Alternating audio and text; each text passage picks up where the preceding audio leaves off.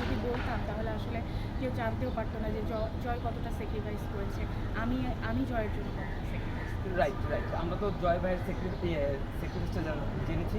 আপনার স্যাক্রিফাইসটাও আমরা জানি যে চলচ্চিত্রে কিন্তু আপনি খুবই সম্ভাবনায় ছিলেন, ভালো ভালো সিনেমায় কাজ করছিলেন। তো সংসারের দিকে চিন্তা করে আপনি অনেকটা গুটিয়ে নিয়েছেন। এজন্য কোনো আক্ষেপ হয়? একদমই না। আমার মনে হচ্ছে যে আমরা দুইজনেই কাজ করেছি তখন। আমি অনেকগুলো কাজ জয়ের সাথে করেছি। সো আমার মনে হয়েছে যে যেকোনো একজনকে সাংসারিক হতে হবে।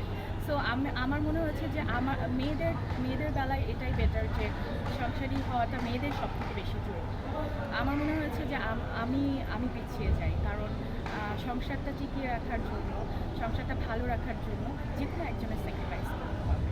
সো আমি বলি না এটাকে স্যাক্রিফাইস। জয়ের সার্থকতা, জয়ের উন্নতি মানে আমার।